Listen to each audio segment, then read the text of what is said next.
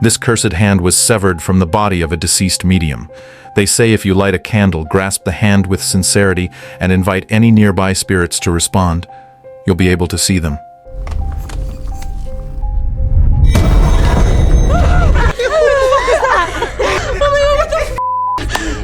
It was Mia's first time playing this game.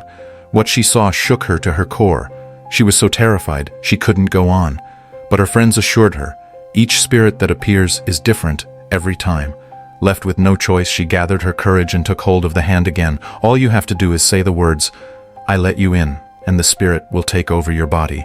Once that happens, the spirit can answer any question it's asked.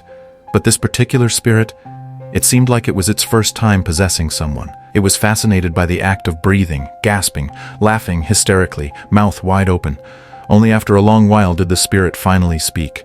It pointed into the shadows and said, "He's coming." No one understood what that meant, until the door slowly creaked open. Only then did they realize there was another spirit in the room. The game must not go over 90 seconds. If it does, the spirit may never leave. But something strange was happening. No matter how hard Mia's friends tried, they couldn't pull her hand away. Possessed, Mia locked her gaze on someone sitting on the couch. Her face twisted with rage. She growled like an animal. Everyone sensed something was horribly wrong. They rushed in to force the hand off. At the 93rd second, they finally managed to pull it away, but they had already broken the rule. No one knew what kind of consequences Mia might face.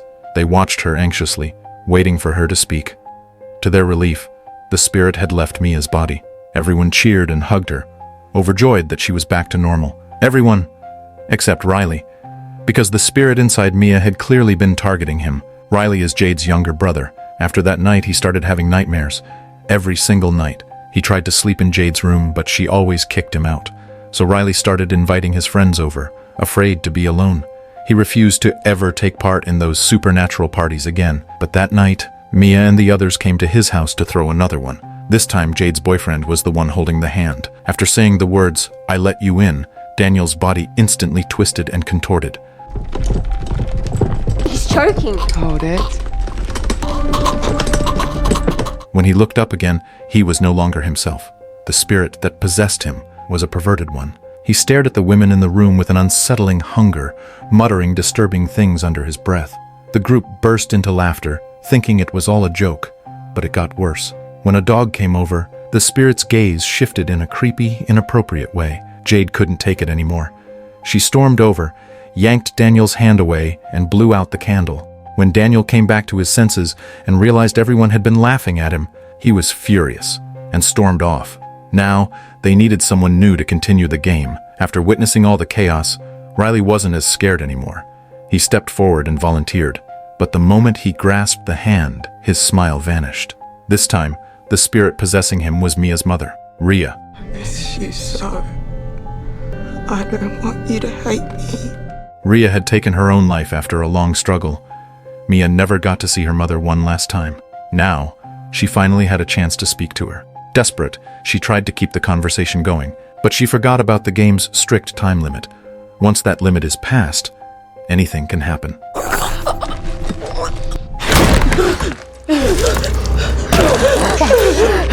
Riley, still possessed, reached up and gouged out his own eye. Everyone screamed and rushed to stop him, but they were too late. He staggered to the window and began smashing his head against it. Jade ran to intervene, trying to pull him away. Mia stood frozen in place. She knew all of this was her fault. If only she hadn't delayed, if only she hadn't tried to talk longer, Riley would still be okay. Mia wandered upstairs in a daze, only to see a blurry shadow at the end of the hall. She suspected it was Rhea. If Rhea could possess Riley, then maybe she had never truly left Mia's side. Mia took the cursed hand home with her. She wanted to play the spirit game again, hoping to summon Rhea. But every time she thought of Riley lying in that hospital bed, she couldn't focus on anything else. So she went to visit him. Riley, her best friend's younger brother, had always been close to her. But now, he lay completely still, motionless on the hospital bed. Her best friend's mother and her best friend both believed Mia was the reason for all this. They didn't want to see her again. Mia was devastated. As she stared blankly out the hospital window, she suddenly noticed a silhouette behind her, one that looked eerily like her mother. She turned around instantly. but the figure was gone. Was it a person or a ghost? Mia had to find out. She followed the figure into a bathroom. From behind one of the stalls, she heard someone crying out for help. Mom? Help me, Mom! Mom? It was Ria's voice. Mia rushed forward, pounding on the stall door. She began to wonder if she was hallucinating. Daniel, noticing she looked unwell, came over to comfort her. Mia invited him back to her house to stay with her for a bit. There, she told him everything she'd been through, and begged him to hold the cursed hand and become possessed. She just wanted to see Ria one more time, but Daniel refused. He didn't want to take that risk. No one could guarantee if the spirit summoned would be Mia's mother, or something far worse. One look at Riley's condition was enough to show how dangerous this game really was. The only thing Daniel could do was stay the night and keep her company. But Mia couldn't sleep. She stayed up watching old videos of Ria. To this day, she still didn't understand why her mother had taken her own life. Max never told her anything, and the silence had only made her more anxious and confused. Eventually, she drifted off. But soon, a nightmare jolted her awake. She was drenched in sweat. Worse yet, there was a sound in the room.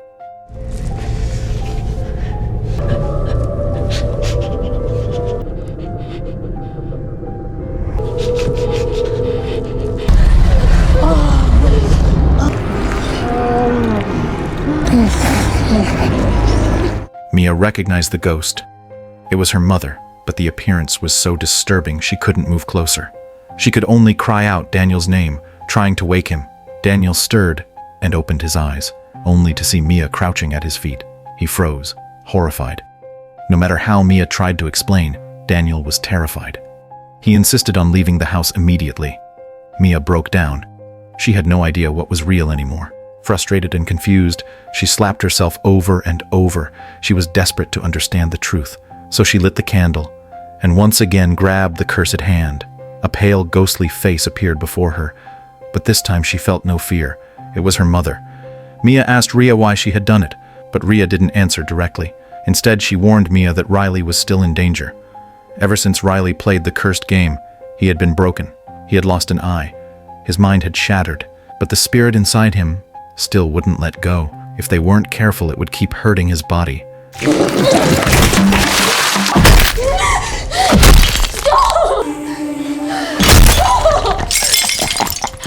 Jade had no idea what to do, so she called their friends together, hoping someone could help.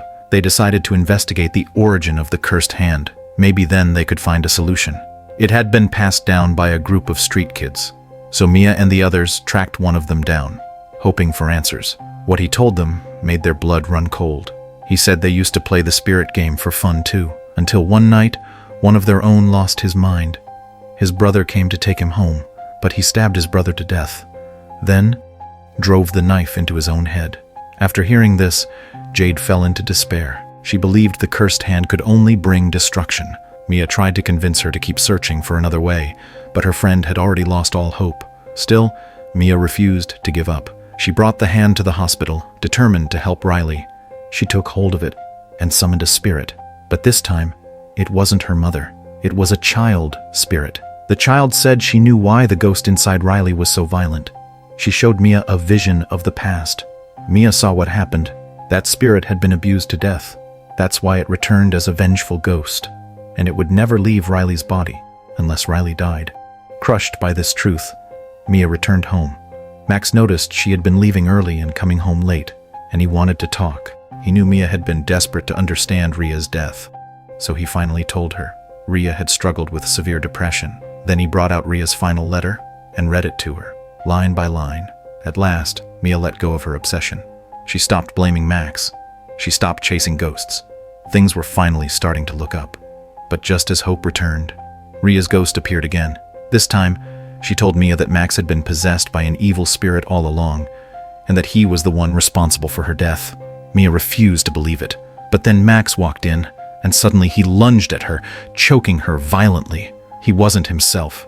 Mia gasped for air, clawing at the ground, desperately reaching for a pair of scissors. She stabbed him, but the real Max was standing outside the door. She had killed him. It had all been a hallucination, but Mia couldn't stop, because the moment she first played the game, the evil spirit had already latched onto her. It had disguised itself as her mother. It made her delay Riley's time limit. It made her kill Max. And now it was ready for the final victim, Mia herself.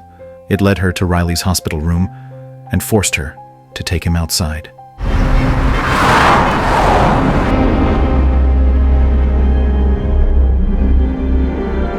I'm so proud of you. Thank you, my darling girl. You're doing the right thing. Show him the way. 1 minute later, a figure sprinted into traffic.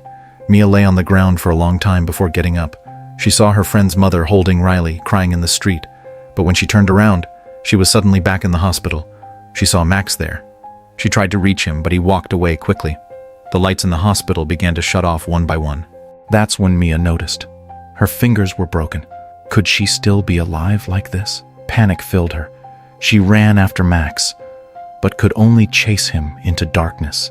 She didn't know how much time had passed. Then, she heard the sound of a match striking a candle. A small glow appeared in front of her. She walked toward the light and saw someone reaching out a hand. I'll let you in.